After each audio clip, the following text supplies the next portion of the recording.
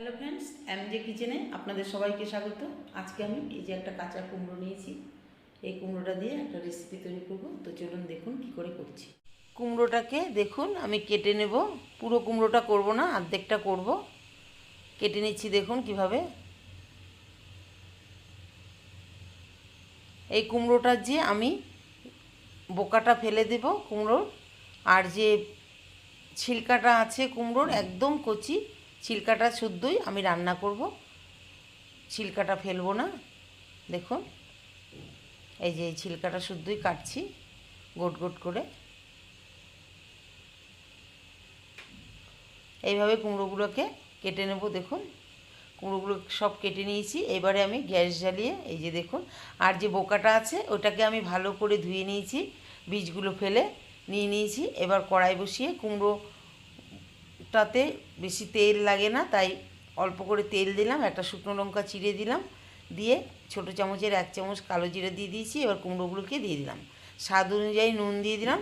দেখুন এবার নাড়বো। আর এদিকে কুমড়োর যে বোকাটা, এই যে বীজ যতটা পেরেছি ফেলে দিয়ে দিয়েছি, একদম কচি কুমড়ো, বোঝাই যাবে না।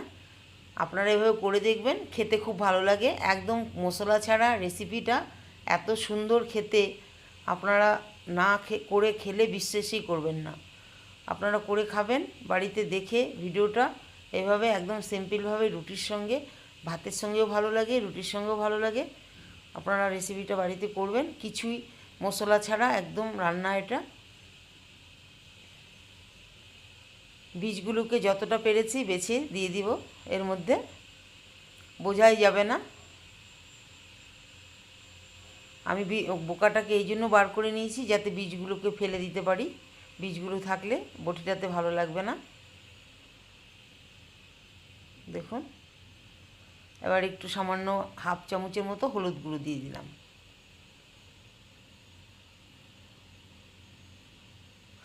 5টা কাঁচা লঙ্কা চিড়ে দিয়ে দিলাম এর মধ্যে। এটা দিয়ে আমি এইটার রেসিপিটা রান্না করব। দেখুন গ্যাসটা সিম করে 5 মিনিটের মতো ঢাকা দিয়ে রেখেছিলাম। এবার এই যে দেখুন জল ছেড়েছে অনেকটা, জলটাকে আমি গ্যাসটা বাড়িয়ে এবার আমি এটা করব, নয়তো পুরো ঘেটে যাবে কুমড়োগুলো। গ্যাসটাকে বাড়িয়ে করছি, মাঝে মধ্যে একটু নাড়ব, তেমন কিছুই না, এটা কুমড়োটা রান্না করা সিম্পল রান্না, কিন্তু খেয়ে খুব ভালো লাগে। আপনারাও বাড়িতে ট্রাই করে দেখবেন, অবশ্যই আপনাদেরও ভালো লাগবে আশা করি। কাঁচা কুমড়ো এভাবেই ভালো লাগে রেসিপিটা। একদম জলটা শুকাতে হবে, একটা কুমড়োর খুব সুন্দর সেন্ট বেরোবে।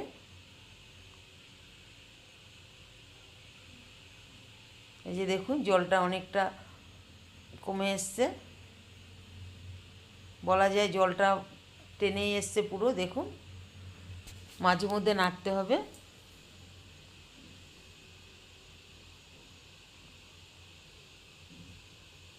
কুমড়ো বটিটা আমার হয়ে গেছে, এবারে আমি কুমড়ো বটিটাকে নামিয়ে নেব।